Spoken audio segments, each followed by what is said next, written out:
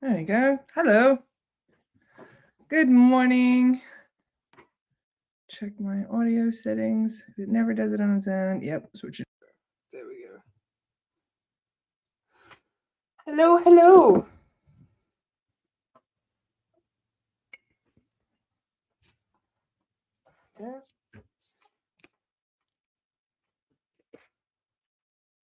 Hello, everyone. It's waking up, joining me. Hi, Lisa. Nice to see you, honey. How's it going? Hi, Adriana. Hi, Lori. Good morning, good morning. Hi, Leanne. Hi, Ashley. Did you guys have a good sleep? Good morning, Pamela. Hi, Raquel. Nice to see you, honey. Hi, Megan. Hello, Michelle. How is our spirit family today? How is everybody doing? You guys waking up feeling rested? I have something really exciting to tell you guys. And something interesting I would like to pick your brains about as well. Maybe you guys can help me figure out something interesting. I'll wait for a few more people to pop on first before I go into it. Good morning, Anna. Hi, honey. Hi, Erin. Nice to see you. At work since 5 a.m. That's crazy, Leanne. 5 a.m. Well, at least you get out early, right? Hi, Kale. Good morning. Kale's puppy has been keeping him up late, I imagine. Oh, and Jordan. Jordan was up all night with a dog she's fostering. She's sick and having trouble breathing. Oh, I'm sorry to hear that. We'll send your puppy some good juju, yeah? I'll send the puppy some Reiki. So, how is everyone? Did you guys have a good week? I thought I would keep the podcast solo today because want to catch up with you guys. I enjoy doing solo podcasts, so we can talk about whatever you guys are going through. So I'm going to try and do more of these solo podcasts every week. Try and do like 2 of them. Oh, I'm sorry, Jordan.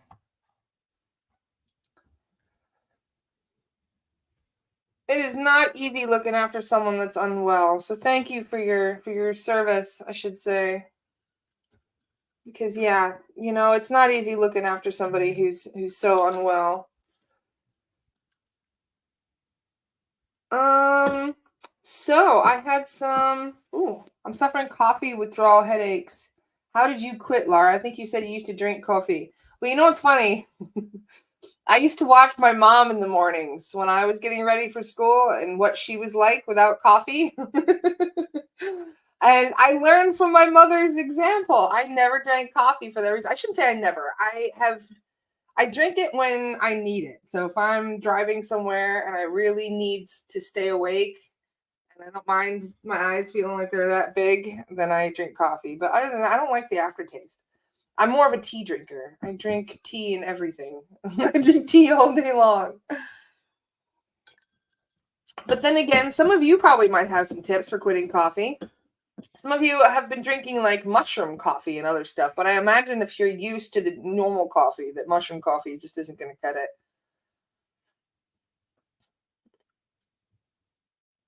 Yeah. There's a lot of you coffee drinkers out there. So how do you guys limit your coffee intake? Weaning yourself off is definitely a good way to do it. You don't want to just quit cold turkey or you're going to be walking around like a zombie. Lisa loves mushroom coffee. She says it's a lot lighter. That sounds good. I haven't tried it, to be honest. I drink all kinds of tea. I just love tea. I drink chamomile at night. I like to drink lemon and ginger. I like to drink the Yorkshire tea, which is just the British black tea. I drink iced tea. I drink kombucha. This is a fermented tea. This is the one I'm drinking today. It tastes very sweet. So this is not what normal kombucha is supposed to taste like.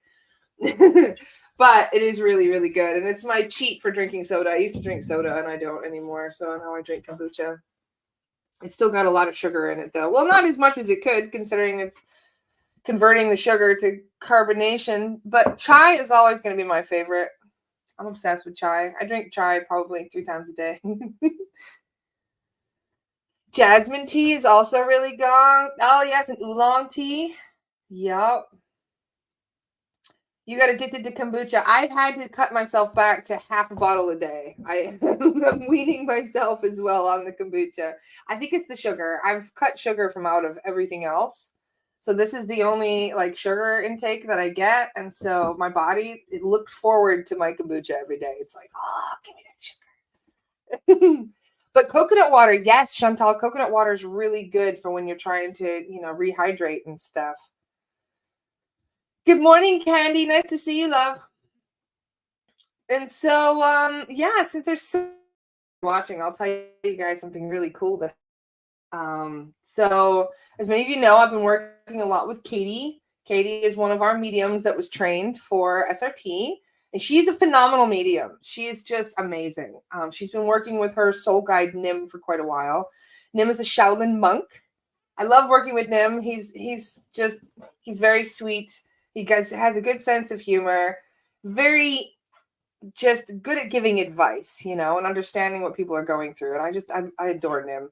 So yesterday we were doing a clearing on somebody and we found the residual energy of a level 3. And I'm like, why is it residual energy? And they're like, well, he knew it was coming. Whatever it was that was attached to this person, they knew the clearing was coming. So they vacated the space. They just ran. And so we were like, okay, so is this energy going to come back? And they're like, yeah, probably. After the clearing, they're going to know when it's safe for the entity to come back. And I was like, all right, we're going to get him. We're going to get him at a different point. Like, we'll just keep rechecking, right, to catch it. So I asked later on, I asked Nim, I said, is this a reptilian that we're dealing with? And the reptilian, oh, Denise is here. Hi, Denise. Nice to see you. And so this reptilian, I asked, I said, is it a Lizzie? And he's like, no, but it likes to pretend that it is. And I'm like, what do you mean? Like, it pretends to be a Lizzie. Apparently there's shapeshifters out there that are worse than Lizzies. And I was like, what? Worse? Like, what? And it's using the Lizzies as a scapegoat. It's quite literally trying to convince people that it is a Lizzie that's attacking people when it's not. It's something else. It's another ET that is tricking people into thinking they're being attacked by Lizzies, but it's not. And I'm like, interesting. Okay. So I don't know much about them yet. So I was like, interesting. Okay. So there's something worse than Lizzie's out there. Good to know. I guess we must be going up in level if we're going to start picking these things apart.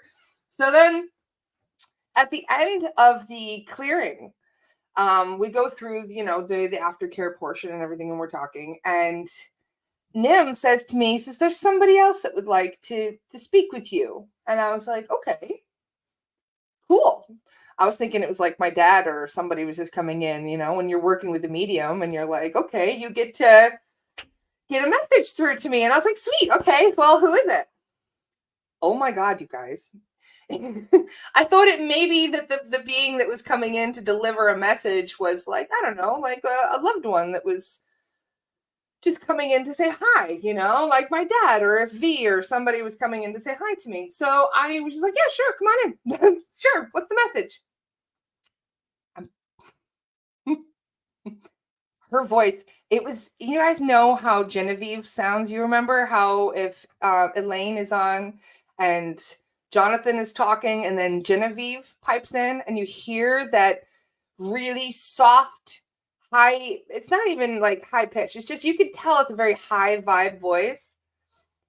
That voice, another voice, I should say, similar to Genevieve's comes through. And I was like, oh, hello. Like, it's an angel. Cool. And so this higher being delivered this incredible message. And I had goosebumps all over my entire body. I felt like literally it was like somebody turned the tap on and I just bawling my eyes out. And so hold on a second, there's a spammer. So I'm really like getting emotional about the message that's coming through. And I didn't even really, like, she just started talking and immediately just waterworks, right?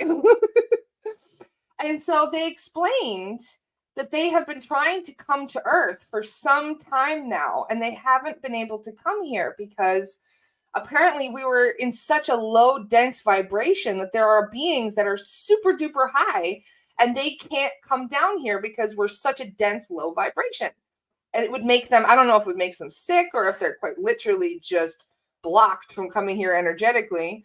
But they were explaining that they are from the highest of light and that they are from a being, from an actual realm of light, and that they are coming here to Earth to try and bring reinforcements, to bringing in extremely high vibrational star seeds that are coming in.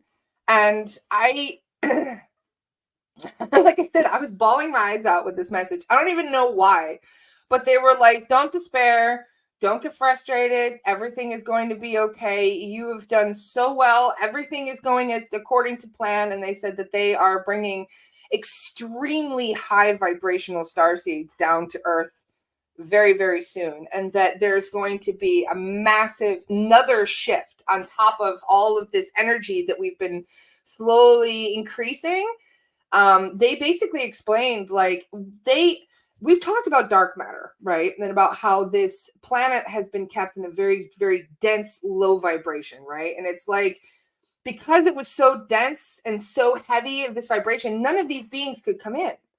But now, apparently, we've done such a great job of raising the vibration that they have places that they can come down through and actually speak. And Katie channeled one of them yesterday. Well done, Katie. Amazing. But I thought it was just the coolest thing. And I asked Nim afterward. I was like, because Katie came back and she was shivering. She was like, oh, it's so cold. I was like, are you all right? She's like, yeah, that was intense. My heart is pounding. And it's not easy for somebody to channel something that is such a high vibration because our bodies are so limited in, by the amount of frequency that we're able to kind of manipulate. And so, yeah, she was a bit, a bit shocked by this. And so was I. I was just staring at her like, oh my God, I can't believe that just happened. And I asked Nim, I said, who was that? I said, was that an angel? And Nim goes, no, it was higher than an angel. And I'm like, what?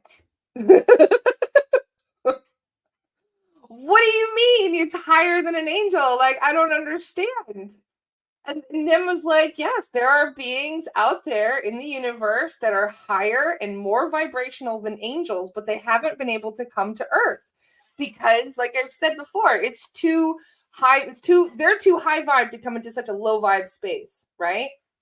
So us starseeds, we've done so well at clearing the vibration, the lower vibration, that we've actually gotten it to a threshold now that they can cross.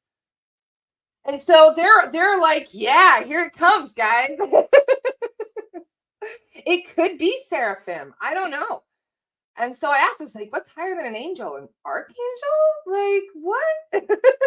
And Nem's like, oh, you'll find out. There are much, much higher levels. So, of course, we only know about angels because they're the highest vibrational being that has been able to come here until now. So, who knows what they didn't tell me anything. So I found this really funny. Like, in the same reading, we find out that there is something worse than a Lizzie, which surprised the hell out of me. I didn't think there was anything worse than a Lizzie. Maybe an Archon, but it wasn't one of those. I checked. So I was like, damn, what could that be? And now we find out that there's reinforcements coming in that are higher than angels. Like, wow. So who knows what's going to change, how things are going to evolve. But they said that over the next 40 years, the Earth is going to be unrecognizable. It's going to drastically change in ways that we've never experienced before. And so they haven't, I don't even know if they have a name in English that we could use if they've never been, if I shouldn't say they've never, but they haven't been able to come here for so long. And they said that the changes on Earth were not changes that they planned for, that they anticipated, that it basically was like darkness just spreading across the land and taking over the whole place. And so props, I must say, to all the starseeds that have come in so far. All of you that have come in here and started raising the vibration of the space, all of your work is paying off. And I mean, if it's gotten to this point now where even higher beings are able to come here because we've been raising the vibration, imagine how much that's tipping the scale right now in our favor. Like every single one of these beings that are coming down here are actually going to be changing the vibration even further. So it's like creating ripple effects across multiple dimensions and realities and planets. Like I don't think that, Michelle says I'll be 95 in 40 years. Well, you never know. Maybe they'll maybe we'll start having med beds and things in the next few years, and maybe we'll actually last past our 90s. Because there's a lot going on that I think that we want to stick around and see. So who knows how things are going to go. Nicholas says there are 9 ranks of angels. I think it's because of my the fact that I'm a recovering Christian. I have never really looked into all the different levels of angels. In fact, I didn't even believe angels were real up until maybe 2 years ago. It was SRT that convinced me that angels are real, because honestly, during astral projection, you don't see angels.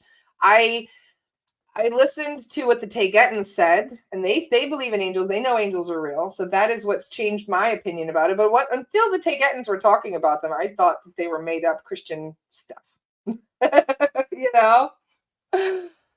So Lori says, I'll be 140 years. Well, they did say that it's going to take that in 40 years, the earth will be basically unrecognizable, which means it's not going to take the full 40 years for those changes. I think that we're making those changes happen even now.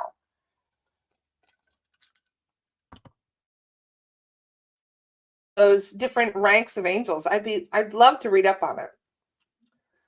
I'm trying to be very careful of my sources. There's very few sources that I truly trust because of all the misinformation. I basically just get my information from Tayghetans and soul guides these days because they aren't Christian. They were just adopted by Christianity. Well said, Steph. Exactly. And this is something that I didn't understand until 2 years ago, give or take. You never know, Karen. Karen says I won't be here at 105. You never know.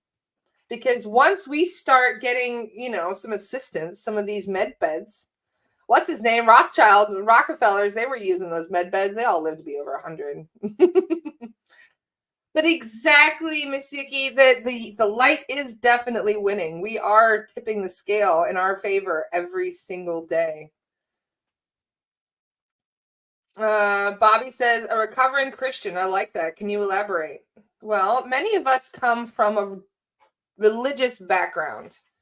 I guess it's kind of, in many ways, a generational curse, if you think about it, or at least a generational cycle where, what we learn from our parents, we pass on to our children. And this is why there are so many religious people on this planet, is they have done a very good job of getting to the children early and convincing them that they need to abide by certain religious rules. I was raised as a born-again Christian. I went to, a private Christian academy for school. I went to church every Sunday, Bible study on Wednesdays. I read the Bible cover to cover many, many times. And I should say, there are some things that they didn't like talking about in school, obviously. Talking about things like Lot and his daughters wasn't really something they commonly talked about, things like that. But there are other stories that they really beat into your brain like it's the dead horse. They're just constantly putting those ideas in your head. And if you have any questions whatsoever that they didn't appreciate, like, for example, one of my big questions was, if you're only supposed to accept Jesus into your heart one time and you're saved, then how come every time I get paddled, I have to do it again? That was one of my big questions as a kid, because they told everybody you only had to accept Jesus into your heart one time, and then you're free and saved forever. You've had all your sins forgiven. You can blah, blah, blah. And then every time I was naughty, they would paddle me with a wooden paddle. And then every time after I was paddled with a wooden paddle, they would make me accept Jesus into my heart and do the whole I'm a sinner talk and beg for forgiveness from God and all of this stuff. I'm so sorry I didn't listen to my teacher today. I'm a sinner. All of that stuff. And so it put a big chip on my shoulder. And I'm sure many of you can understand that too. Many of us have been kind of bruised and battered by religion, and I was definitely one of those people. I was very, very jaded, and in fact, it made me an atheist for a long time. Even though I saw ghosts as a kid, I was still an atheist. By the time I had shaken off all of that religious brainwashing that I had gotten as a kid. And so I went from one extreme to the other. And Daniela says, boy, did they try to program the wrong lady. You're so funny, Daniela. I love you. But yeah, I was very much against what they were preaching. In fact, many times I still remember when I was in second grade, they would force us to pray like 3 to 5 times a day. And every time that I would pray to a different deity. I would pray to I don't know, Athena. My favorite gods were the Greek gods. So I would pray to the Greek gods and ask them for favors and to do things like, hey, can you help me with this? And can you do that? And I would pray to them as a kid rather than praying to Jesus because I didn't think Jesus would understand many of my problems. I believed in him, but I didn't automatically, pray to him about everything. I was much more interested in some of the other deities that were, in stories and stuff. Because my dad, even though he was a Christian himself, he was very much interested in all religions. He would take me to Catholic churches, he would take me to temples and mosques, and he would take me to any sermon that allowed people to come in. So I didn't just get the Christian upbringing, which is nice. I got to see all the kind of different religions, but going to a Christian school is what really did it to me. Like I said, I got paddled a lot. One of my first memories in school was being taken down to the principal's office, or sorry, the headmaster's office. And he would make me put my hands on the desk and he would say, okay, spread your legs. And I was like, all right. And he would say something. Oh, I remember now. He said, you don't have anything in your back pockets, do you? And I was like, no, why? And he goes, good. I wouldn't want to break anything. And then he beat me with a paddle like 10 times. And that was the first time, but that happened probably 20 more times a year. Like I was just always constantly down in the headmaster's office. And this is, when I grew up on a horse farm as well. And when you're training horses to ride, this is very similar to what you do. I mean, you break a horse through the same behavior. And so, when you don't want to be challenged, you have to get them young. You have to start brainwashing them and beating them into submission at a very early age. And so this is what most of all 3 of the Abrahamic religions are like. Christianity, Islam, and Judaism. They all 3 are designed, quite literally were designed to keep people ignorant and obedient. And this is something that the Tegetans have talked about quite a lot. If you guys are interested in seeing some of their stuff. But what's interesting about religion, and this is true for all religions, is that they all have truth to them. Every single religion out there has some truth to it. It's just that we are also, mixing in a lot of opinions and made up stuff and propaganda and so much more. And so, exactly, Jessica, they're all the same story, just different characters. Yes. And it's not just the fact. Now, one of the things that they did was they created all these different religions, but they also created different languages to go with them. And there's a reason for that, why so many different languages exist. And that's because they were trying to cut us off from communicating. It's trying to cut us off from being able to understand that all of our lore, all of our mythologies are actually based in truth. And they have a lot of things in common. If you guys have ever seen the movie Zeitgeist, it's a good example because Zeitgeist basically breaks down the different religions. And it shows all the similarities between them, like having a virgin birth, for example. Jesus was not the only one born of a virgin birth, according to them. But what's interesting, like Osiris was also, for example, and a few others were born of virgin births. But you know what's interesting, right? the Tegetans that are capable of having asexual births. That one of the things that the Tegetans, which is one of our long lost cousins, have to look out for is that they don't get lonely, because if they do, they can actually procreate and create a clone of themselves.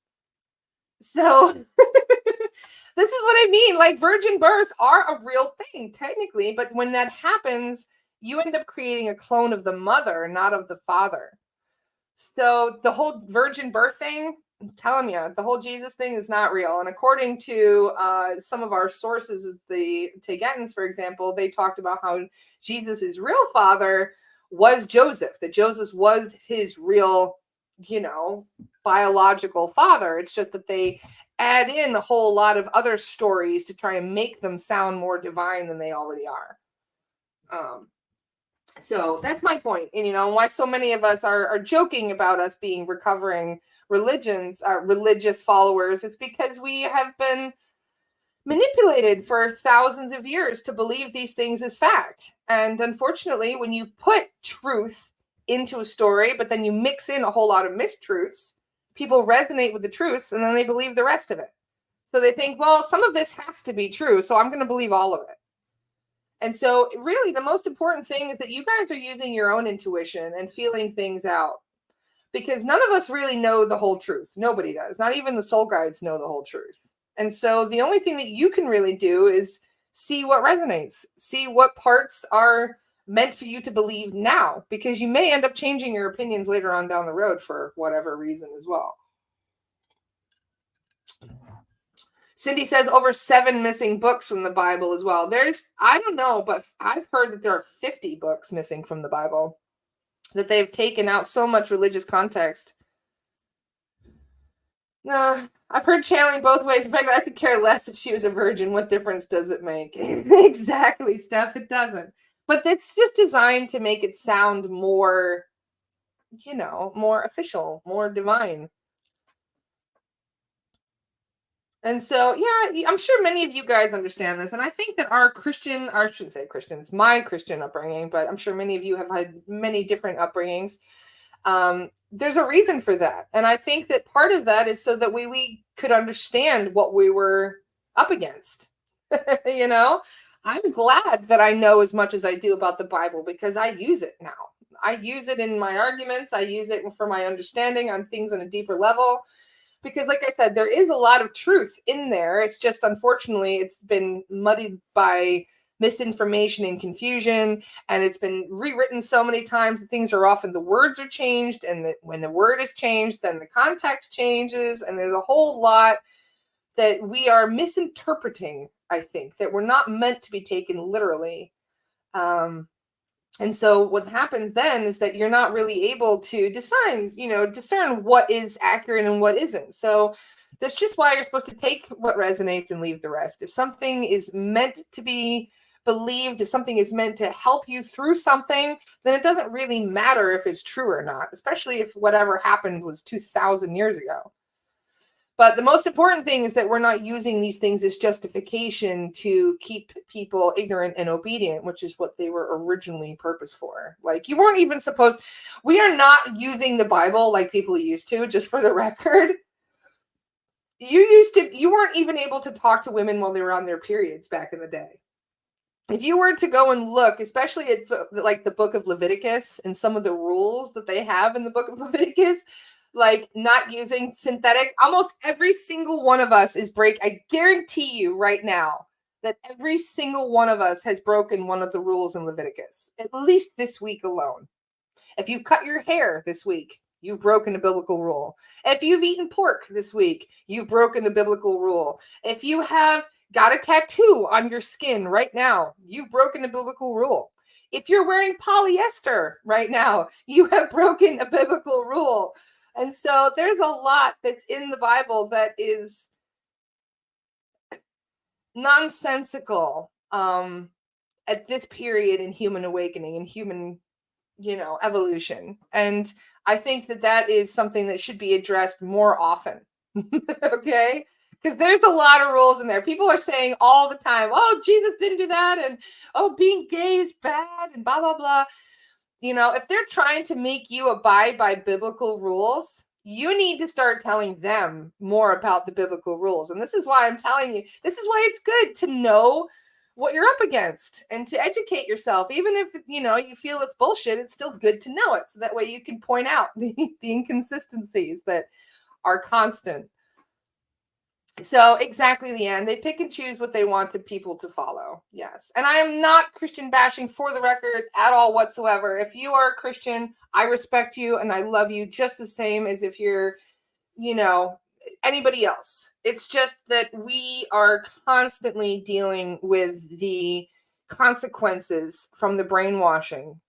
And so it is unfortunate that Jesus, I should say Yeshua, which is his real name, it's unfortunate that his beautiful messages were tarnished and used in a way that he never would have condoned, ever. Not a chance. So I absolutely love Yeshua, and I'm very much grateful because I feel that a lot of these energies that are here, that are coming to Earth to raise the frequency, are part of this Christ consciousness. Does anybody know what Christ consciousness is? And it really doesn't have anything to do with Jesus Christ itself. But this is something that I didn't know about until recently because, like I said, I was so anti-Christian that anybody talked about Christ consciousness and I was like, I don't talk to me about it. I don't want to hear it. But now we're starting to understand that Christ consciousness is quite literally just a very, very high consciousness, a collective of beings. And you know what's funny is that I don't know why, but I'm kind of feeling like that's who I talked to yesterday. That the being that came through yesterday that was channeled, the nice one, was actually part of Christ consciousness, which is why I'm talking about it right now. Because I asked Katie, I said, what did it feel like to you? Like, what do you think it was? And she thinks that was her intuitive thought, is that it was a being from that level of consciousness. And if it is that collective Christ consciousness, then boy, things are going to get really exciting down here because, when they talked about the second coming of Christ, they weren't talking about Yeshua. Okay, they're talking about the Christ consciousness, the consciousness that was pushed out of this planet by darkness a really, really long time ago. All that dark matter that's here surrounding the planet that even scientists can pick up with scientific instruments, that is what we're talking about, that keeps all of these higher beings away.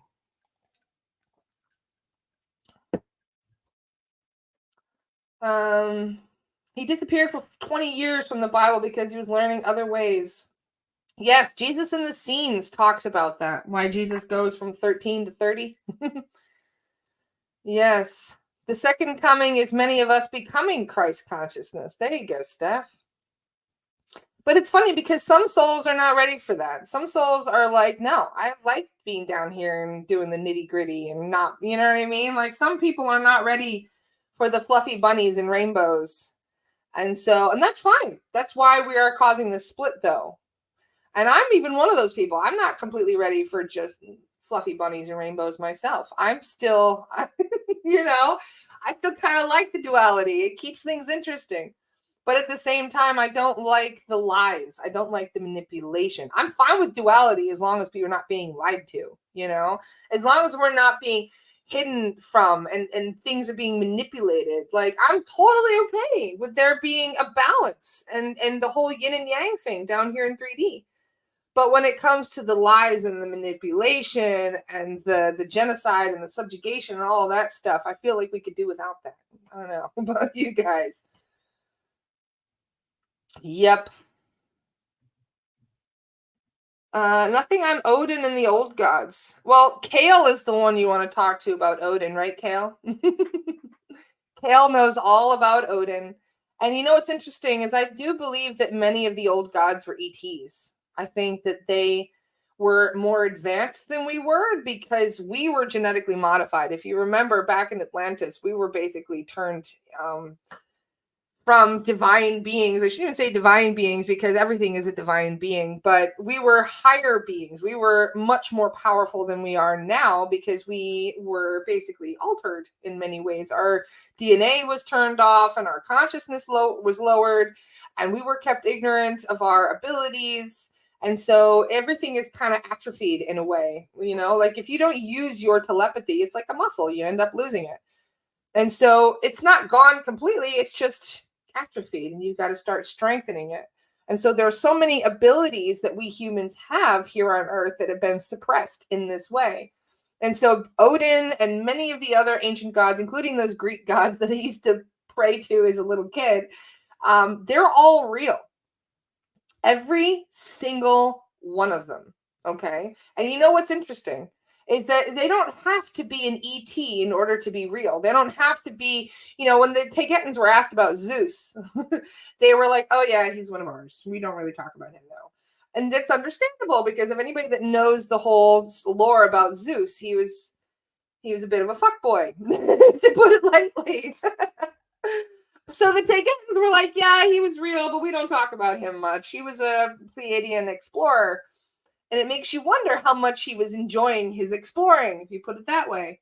But then again, you also get people, it's like a game of telephone. People change things over time. They end up manipulating the mythology. And many of these myths weren't even written down. So they're passed word to word. And so it's like a game of telephone. Things start changing over time and the stories get grander and grander. But they were based in truth. And what else is really interesting is that even if they weren't based in truth, so even if, like, let's say, I don't know, Satan is a perfect example of this, right? So lots of people talk about how Lucifer is a fallen angel, okay? Lucifer was a real being. It was a higher being that fell from vibration and came down to our dualistic reality. Why that happened, I still don't know because I haven't really brought this up with Chen yet, even though I probably should. I'm curious. I'm also curious about the whole Lilith thing. But one of the interesting things about these vibrational changes, right, is that some of these beings that were very, very powerful back in the day, thousands of years ago, are not as powerful now because not as many people believe in them anymore. I know, and this is something that we've seen throughout lore forever. I mean, even if you look at Peter Pan, they're like, we're talking about the fairy, and they're like, oh, she doesn't believe anymore. She's dying. You have to clap. You have to believe, and then she's healthy again. Same thing happens with these deities, is that we are creating many of them through the power of belief. And that's what's happened, unfortunately, with Satan, too, is because so many people believe that Satan is real. They've manifested an egregor in the astral. They've created an astral version, a thought form of Satan that is quite powerful. And this is like artificial intelligence. These things are actually real through the belief of the collective. So unfortunately, even though these things weren't maybe real thousands of years ago, just because somebody tells a story and convinces people that believe that story, they are manifesting these things in the astral. And so this is one of the reasons why we are here on Earth in this quarantine now, is because we're not supposed to be manifesting these things on other planets. And Jessica says, isn't that like the show American Gods? Yeah, that is exactly like the show American Gods. Very good show. Pretty twisted. And I was really bummed that they canceled it, especially after they canceled it. It was such a weird episode with that tree and all of that. But that's why, we have so much history that's actually based in truth, is because it was either ETs or thought forms. So this is one of the reasons why all religions have truth to them. Whether or not they started out true is a whole nother story. It's like the chicken or the egg. Which one came true? Was the mythology based on real beings, or were the real beings created through the mythology? It's hard to say. But they still exist. All you need is one person believing in something and they make it real. So one person telling a ghost story by the fire about something like banshees could have created banshees all over Ireland back in the day, for example, because they created something, they convinced people that it was real. And then, sure enough, anything in the astral that you create through belief can come into 3D and mess with us through those portals that we're always talking about. So even if you create something in 4D, it can still manifest itself in 3D. So this is the problem with consciousness, you guys. We can create anything we want, including positive thought forms. And so True Blood covered this. And what was that other TV show that was all based on this too? Oh, it's going to bug me now.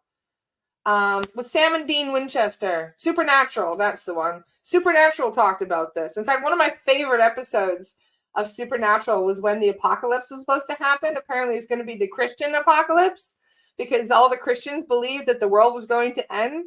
And because they all believed the world was going to end, they had to go and stop the world from ending and change it, which is really funny because, I mean, all of these deities came together too. Like they had like Krishna in the living room and stuff, and everybody's like looking around at each other, like, what are we going to do about this Christian God? Like all the gods got together to get pissed off about it. So it's just one of those things. All of them are real, every single one. And what's interesting is the other day, one of you who's actually listening right now, I did a clearing on one of you the other day, and an actual deity came in during the clearing. Hecate herself came in during the clearing and gave healing to this starseed, which is really, really cool. When Katie said that Hecate was coming in to give her healing, I was like, really? I was like, the Hecate? She's like, yeah, Hecate's here. She's clearing her right now and healing her. And I was like, damn. Wow. So, and that's from one of you that's listening right now, because I saw you in the comments earlier. So how cool is that, you guys, that one of us actually had a real goddess come in during her clearing and to check her energy and to move all that stuff out. So the deities are real and they are helping us. And so this is one of the things, you guys, that no matter who you pray to, no matter who it is, right now, you know who my favorite deity is out of all of them? I'll give you guys a guess. Guess who my favorite deity is right now, everybody. I talk to him constantly. And it's not Siddhartha I'm talking about, because Siddhartha would not be comfortable with me calling him a deity. You guys know me so well. It's Shiva. I love Lord Shiva. I really do. He's my favorite. Something about Shiva. And I have Ganesha here as well. I have his son Ganesha here. But something about Lord Shiva, I just absolutely adore him. It's not just because he loves cannabis. Lord Shiva loves cannabis. In fact, he usually sometimes has like a little pot leaf up on his forehead there. But all of these beings, every single one of them that we talk about, they're real. Whether or not Lord Shiva was an extraterrestrial or a very powerful thought form or a piece, who knows? But he's still real. And you can still talk to them. And the fact that what was Siddhartha talking about the other day about Ganesha, and basically saying that if you have a statue of Ganesha or even a charm of Ganesha and carry him around, but if you see I've got my statue right there. Whoop, don't look at my messy bed I haven't made. That right there, that is Hecate. Whoop, there we go. Turn my mic off. Probably should just moved over. But anyway, Hecate is a very powerful Egyptian goddess, and you guys can pray to her as well. But just make sure that when you are talking to these beings and you're calling them in, that you're calling them in from the highest of light, okay? Because a lot of these beings are very, very powerful. Shiva is quite a force, exactly. So you don't want to just call them in for a chit chat, because maybe you could and just see how it goes. You can be like, hey, Lord Shiva, come in, let's talk, let's hang out. You could actually do that if you really wanted to. And you could talk to these beings. Whether or not they're going to be like, what the hell did you call me for? Is another story, because sometimes they do that. They're just like, yeah, what do you want? But always, yes, exactly, Megan, always respect them. And yes, Hecate is Egyptian, although there's a lot of different forms of her. I'm pretty sure she was also considered to be one of the pagan deities as well. They have different names, like Isis, the goddess Isis, who is also one of my absolute favorites. She's my favorite female goddess. She's got many names: Ishtar, Inanna, Astara. And so there were different ones. This is the thing, Greek and Egyptian gods are also very, very similar, and they were different names. And so Hecate, I believe she is, hold on a second, I don't really know much about her. This is one of the things. Yes, she is Greek, but there was an Egyptian version of her. What was the Egyptian name? Heket. That's the Egyptian name. Heket. So she's got different names, like I said, especially if they were a real being back in the day, that they have multiple names for different things. And so one of my favorite trips, and this is something I should talk about anyway, because today is Bicycle Day, for those of you who don't know. Bicycle Day is the anniversary of the rediscovery of LSD. Okay. So today is the anniversary that we, even though it's 420 Eve, this is actually the anniversary of LSD. And so one of the things that many people talk about on LSD is seeing these other beings. And this is why so many of people have like a profound experience.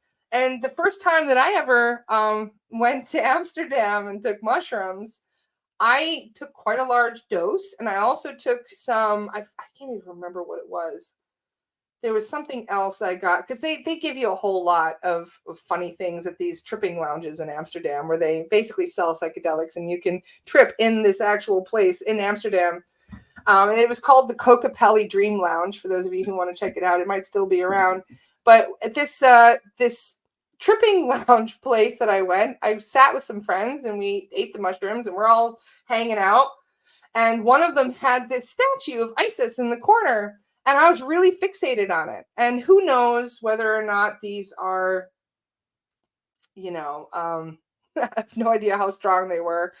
But the next thing I know, I think I might have astral projected, or at least I had a very, very vivid dream when I was kind of checking out, that I sat in the lap of Isis.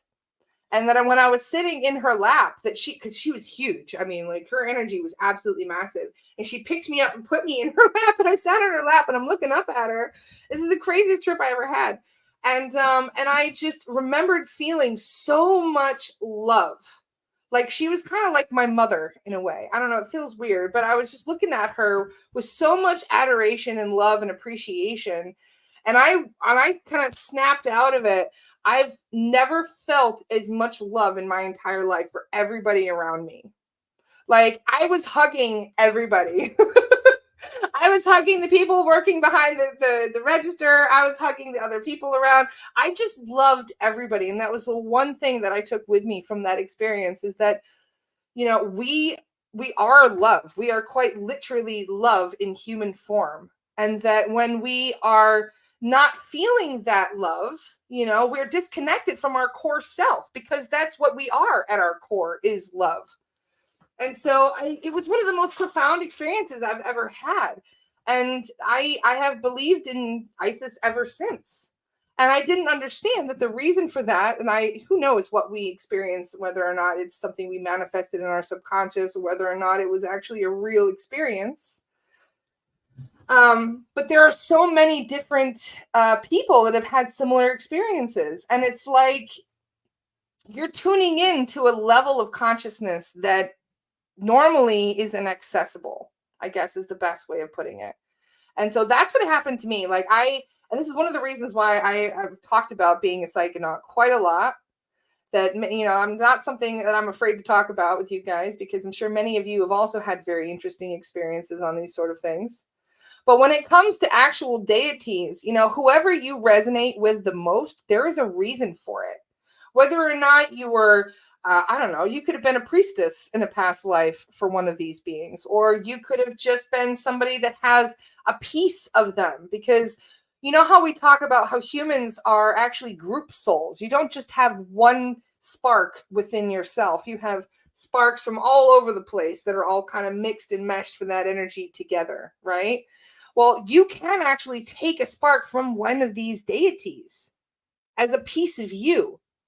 And so if you wonder why you resonate so deeply with a certain being, like, let's say Kale, for example, resonates really deeply with Odin, it could be that a piece of Odin actually resides within him.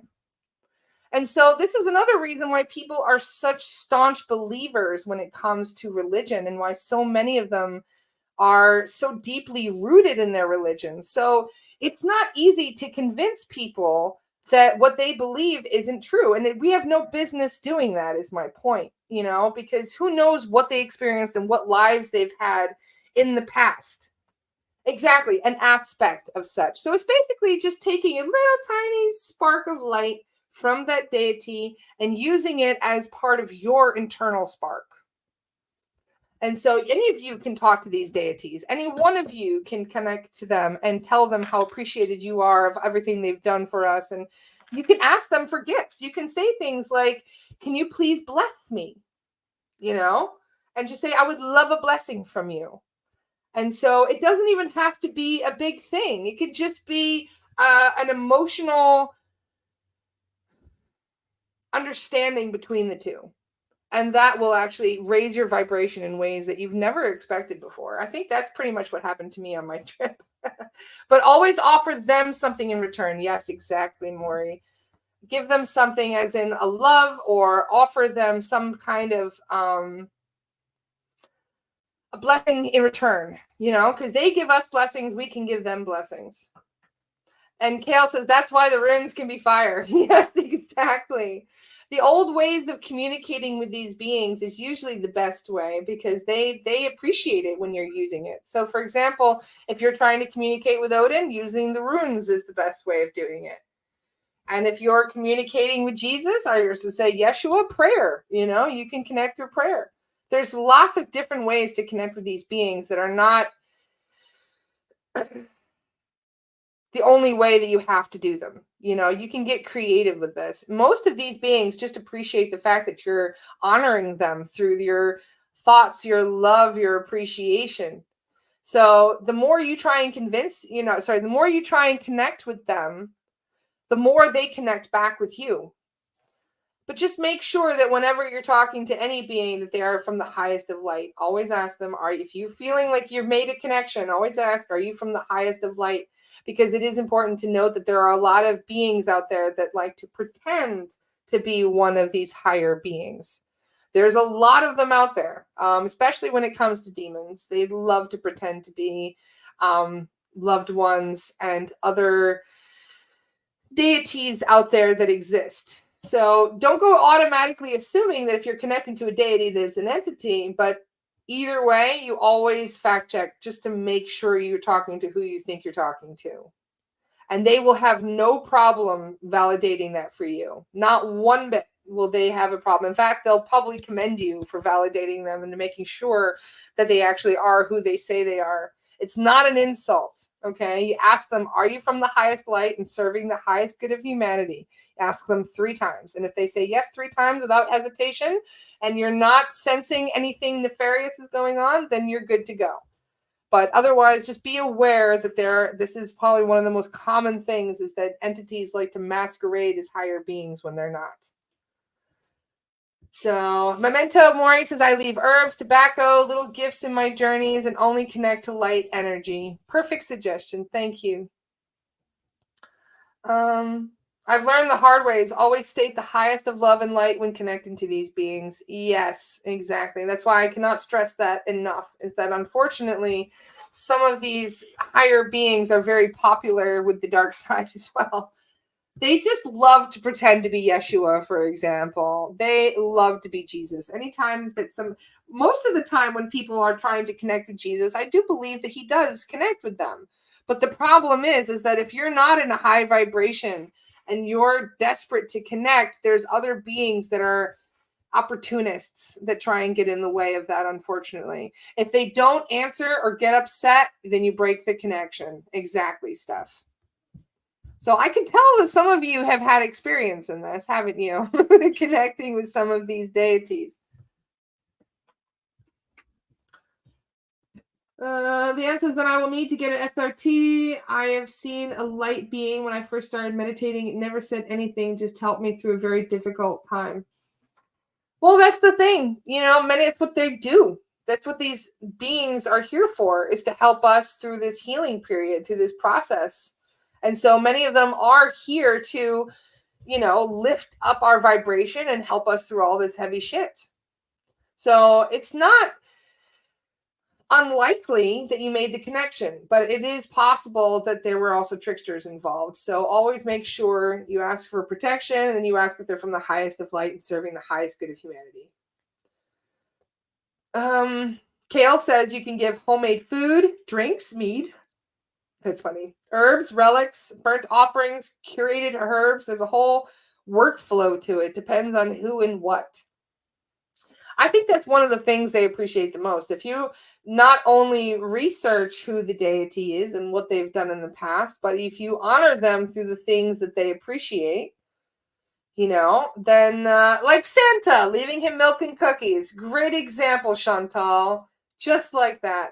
So if you are to educate yourself on what they appreciate and then you gift it to them, then that is one of many ways that you can gain yourself their attention. They start to honor you and give you blessings, because they do. They really do honor the people that love and speak to them. So I've been rambling. I didn't realize it's already been 55 minutes of me just going on and on about deities. Does anybody have any questions? Anybody that wants to know about some of these higher beings? Because like I said, I've been researching some of these beings since I was younger, but there's so many of them. There's like literally thousands of deities that exist on this planet throughout all the different cultures and societies and stuff. Just in India alone, just in Hinduism, there's like 2,000 gods. And if you understand Greek mythology, they used to believe that there was a different deity for every river. Sometimes every big rock formation would have a different god. So that's why there are so many deities out there. But a lot of them, it makes you wonder, like, what happens to a deity after nobody believes anymore? Like, let's say, for example, that everybody just forgot that Yeshua existed, right? He was a real person, okay? So obviously that wouldn't really change too much. But what if Santa Claus, for example, wasn't a real thought form because so many people believe in them? So what happens? Do they cease to exist when people stop believing them? Like Tinkerbell, for example, when you say, I don't believe, and Tinkerbell starts to die, and everybody's like, you gotta believe, you gotta clap, bring Tinkerbell back to life. Does that actually, I wonder if that's actually a thing. Like, if all of the believers pass on and are no longer believing, does that mean that the entity no longer exists? It probably does, to be honest. But that's also relying on time, too, because I guess time doesn't exist. So, I mean, even if not everybody is incarnate for that moment, still believes, there's still going to be people in other times that believe. So, I don't know. This is what I mean. This is the problem with having multiple realities and having things be manifested just through thought. So, it makes you wonder. What's your thoughts on Freya? I think that many of the Norse gods were actually ETs back in the day. I really do. Especially when they were talking about how they, disbanded all the frost giants and stuff. I would not be one bit surprised if that was actually truth. That there's all kinds of different deities that have existed and all kinds of other beings that have existed on this planet. And many of them have died off. We don't see unicorns anymore. But you can't convince me they're not real. I believe they are. Just not in this reality anymore. And there's a lot of beings that exist around us, but we can't see them. Like dragons, for example. 100% they are real. Leprechauns, another one. Yep, completely real. And yet, just because we don't see them, a lot of people don't believe they're real. But this is also what has changed the whole collective mindset and why magic isn't as powerful as it used to be. Matthias de Stefano was talking about the pyramids and how the pyramids were built. You can't rebuild the pyramids the same way that they were built because we don't have, the collective consciousness has changed. Because if people don't believe in magic, then they limit the amount of magic that can be used. And so if everybody started believing it, then it would be everywhere. But it's unfortunate that, so many of us are gaslighted by society, by movies and stuff. And so, we believe that we're creating all of these things in our mind and that they're not real. So that way, when you actually see something like a leprechaun, like I shared a video the other day of that Irishman who was absolutely convinced that leprechauns were real.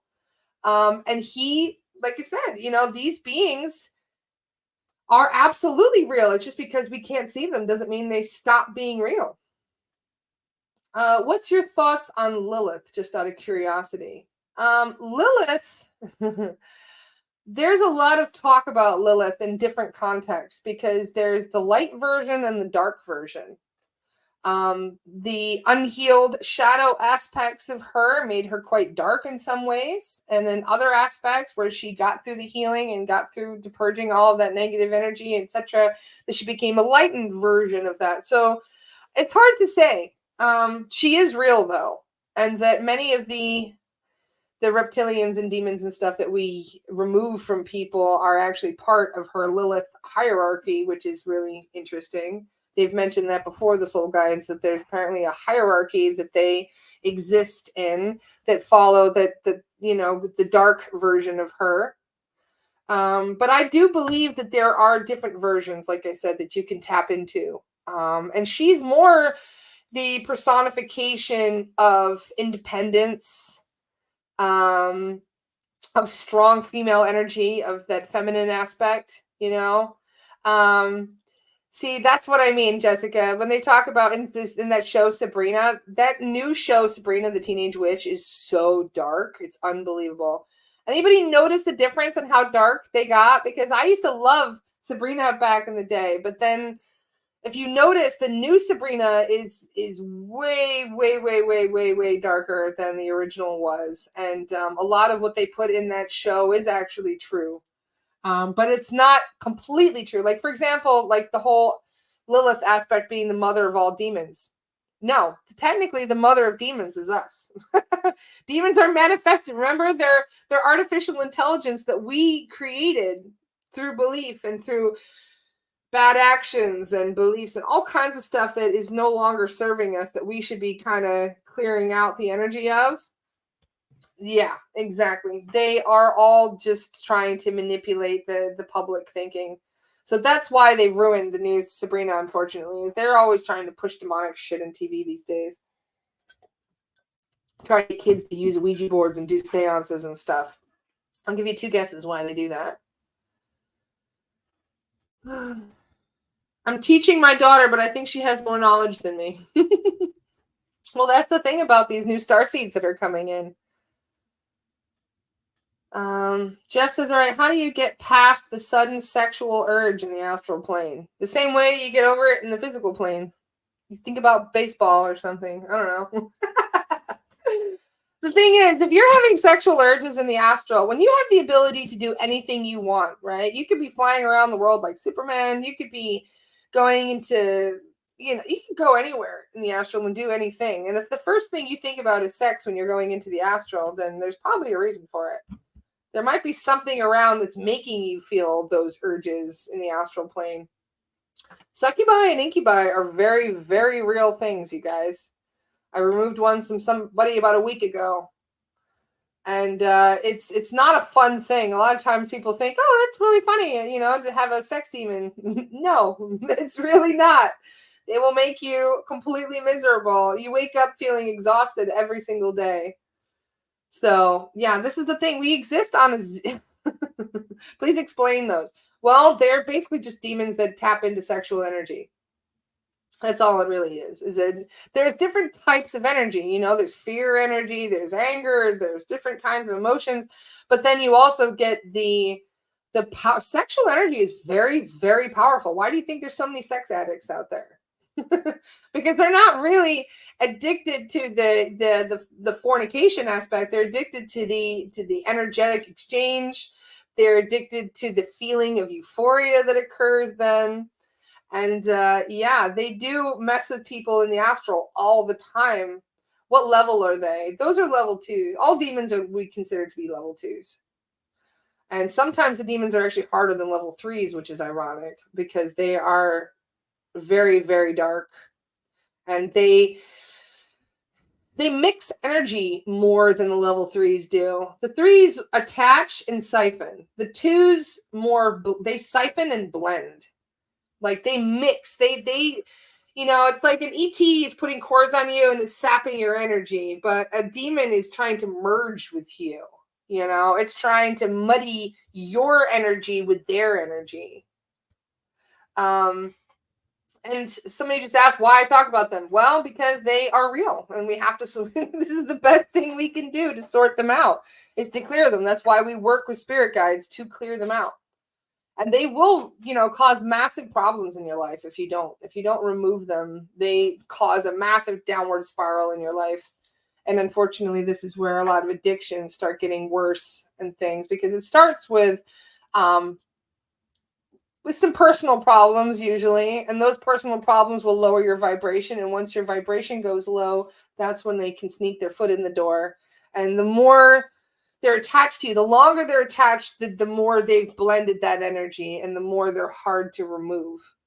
And so this is why you get people who are dealing with psychosis over like 20 years, and then you do the clearing, and then even though you've cleared them, there's no change. Well, it's because they've blended their energy with that being so much that it's kind of like they themselves have kind of adopted their behavior, their low vibration, their thoughts, their behaviors, all of those things that they were expressing to them in their mind, they think is them.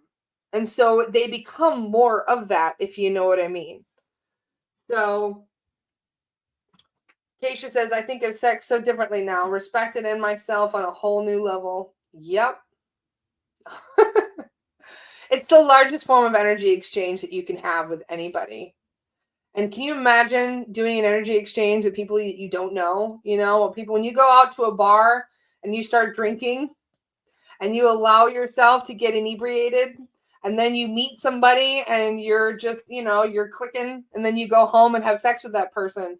You have absorbed so much energy just through those three things: the drinking, the community, the cohabitation, I guess you want to put it. All of those things that end up, you hold on to that energy for the rest of your life if you don't clear it. So it is very important that you're being mindful of who you're swapping energy with for whatever reason, even if it's just an argument, you're swapping energy. But when you are actually getting deeply intimate with somebody, there's a lot more. Like, we joke about STDs, but you can get a sexually transmitted demon too. Okay. You don't want those. They're even worse sometimes. I feel bad for those OnlyFans people. We shouldn't really feel bad for anybody, though, if you think about it, because they're all making their choice. They're making their decisions. And to be honest, there's a lot of people that are happier doing the OnlyFans than they were working a cash register. So as long as it's a consenting adult, I have respect for sex workers, because they're taking one for the team, if you think about it. They are everywhere. And this is one of the things that this is probably on a different subject line, I guess. But if you think about it, whenever you have prostitution in a certain area, the rape in the area is predominantly lower. Just for the record, this is something that I've actually written an article about in the past, quite a long time ago, on the Mind Unleashed, is that when you ban prostitution, you're basically allowing more frustration to come into that area, if you know what I mean. So there are a lot, like I said, they're taking one for the team. Okay. They may be, draining themselves energetically and opening themselves up to things that are probably not good. But at the same time, they're also protecting women too, in many ways. And so keep in mind that prostitution is like the oldest profession on earth. And so, people are going to adapt. They're going to change. They're going to do whatever the hell they want. And so I never judge. Let people do whatever the hell they please. As long as they're not hurting the people around them and they're happy, then whatever you want. So I'm just rambling today, as you guys can probably tell. I'm just going on and on. Everyone plays a role they chose. Exactly, Jessica. Well said. 100%. And those roles do change all the time, don't they? So this is another thing too. And one of the cool things that I've heard from Siddhartha, I believe it was Siddhartha, it might've been Chen, where they said that the lower you go, like, let's say you hit like core rock bottom, okay? Homeless, drug addict, on the streets, been abused, all of those horrible things, right? So that's like the epitome of the rock bottom, right? Whenever you hit that rock bottom, you actually propel yourself much, much faster in the opposite direction. It's like pulling back a bow. The more you pull it back, the faster and stronger you shoot in the other direction. Well, this is one of the reasons why Chen is expressed. I believe it was Chen, basically expressed, if people wish to hit rock bottom, let them. Sometimes that's the best thing they can do, because once they hit that situation and they realize there's nothing else I can do except move forward, that's what they do. They shoot forward. And sometimes it's, rock bottom is the best place to build a foundation, as they say, because, when you start to really appreciate what you've been through, you can start using it for other people. And so one of the best people that I know, one of my friends, is a addiction helper. He basically just counsels people with addiction. And he was addicted to meth for 11 years, was homeless on the streets, was basically, and this was in South Africa. He is a lovely, lovely guy, but he was addicted for a very, very long time and lost absolutely everything. And if you saw pictures of him 10 years ago, you wouldn't even recognize him. He was not the same person by any means. And now today he's helped thousands of people stay clean. So he went for, he was at his rock bottom, and then sure enough, he helped get all these other people, hundreds, if not thousands of other people, off of their rock bottom by living through example, by telling them, yeah, I was exactly where you were 10 years ago, and now look at me. And, this is one of the things also, that addiction is something that you haven't probably been dealing with for one incarnation. For those of you who have had a really, really tough addiction, this probably isn't your first time dealing with that same addiction, especially if it's alcohol. Because alcohol is something that I think that many, many people have to go through countless incarnations to kind of relearn their relationship, have a new relationship with it. Because alcohol is something, like I said, we've been dealing with the effects of alcohol for thousands of years. This is something that we have been fighting constantly. It's like it's a form of escapism. When life sucks, what do? We try and escape from those feelings, and we bottle up all those feelings, and usually we turn to substance for that, or just curl up in our beds and try to sleep, because even sleeping is an escape from it. So I've been there myself. Like my biggest addiction, ironically, was Adderall. This was, the funny thing is, my hardest addiction, the thing that I had to struggle the hardest to quit, was something that I literally had shoved down my throat against my will. Starting at 8 years old, they were giving me amphetamines, and I had no choice in the matter. They literally would check under my tongue to make sure I had it. And 20 years later, I was still struggling with an addiction to uppers. Like, I really needed uppers. I felt like I couldn't get out of bed without them. If it wasn't for cannabis, I never would have gotten off of Adderall. Never. There's no way I would have been able to get off of it. And so it is one of those things where, they give us the context that we need in order to appreciate our lives. When we hit that really low point in our life, yeah, it's something that you realize, okay, we have to break this cycle and move forward. Otherwise, that cycle is going to wash you right down the drain.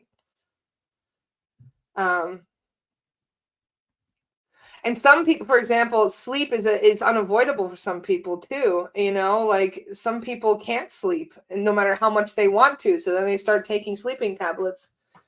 And this is something that, I've been trying to help as well, because sleeping tablets is another thing that is unfortunately causing a lot of people to pick up attachments. You go into an altered state of consciousness at night when you sleep.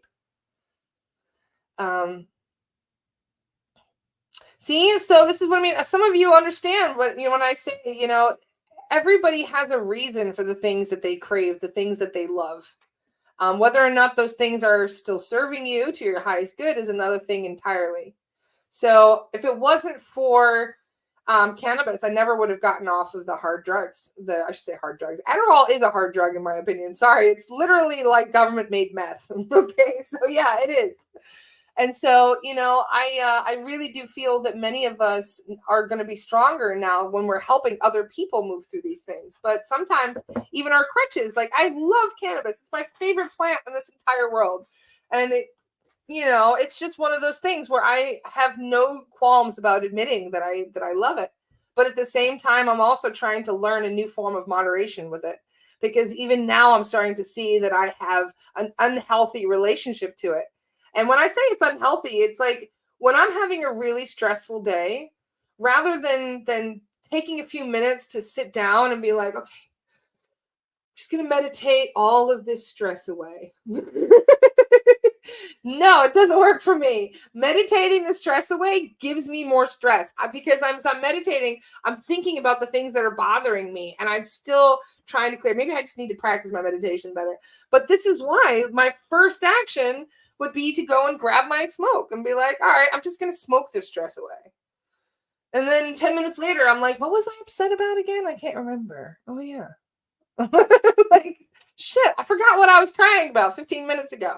That's what cannabis would do for me.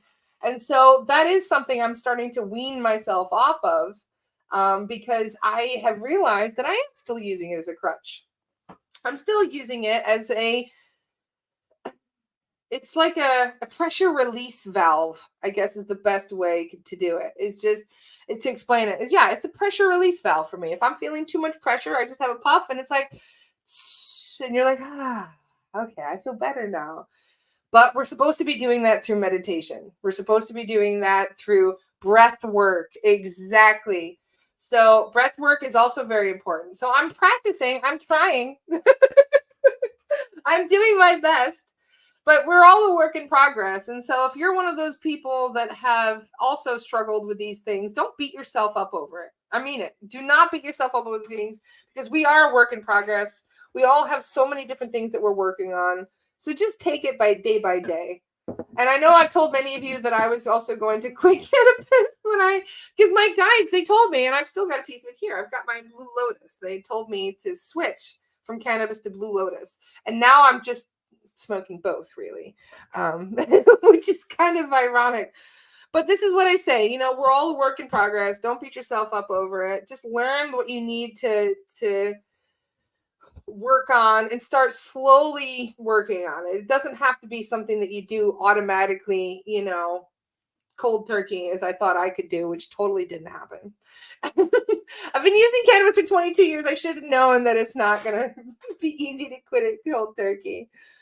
But anyway, I'm just rambling today. I love you guys. Thank you so much for hanging out with me this morning. And it's been a really fun chat. And I hope you all enjoy your 420 tomorrow. And I'm sure as hell going to enjoy mine. That's for sure.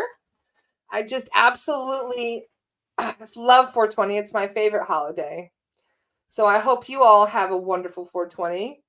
Steph says, I was a cigarette smoker for 20 years. When you inhale smoke, you are taking a slow, deep breath. You are focused on breathing. That's true. It's a good point. Interesting. I used to smoke every day for 10 years, but I'm free from weed. I'm glad God helped me to quit. Now I can't even stand the smell. I will be absolutely astonished with myself if I ever get to that point. I would wear cannabis smell as a perfume if I could. I just love it. Everybody smells like, it smells like a skunk. I don't know. For me, it smells like rainbows and kisses. I just love it. There's something about it. It smells so good to me. So to each their own, I love you guys. Happy 420, Dale.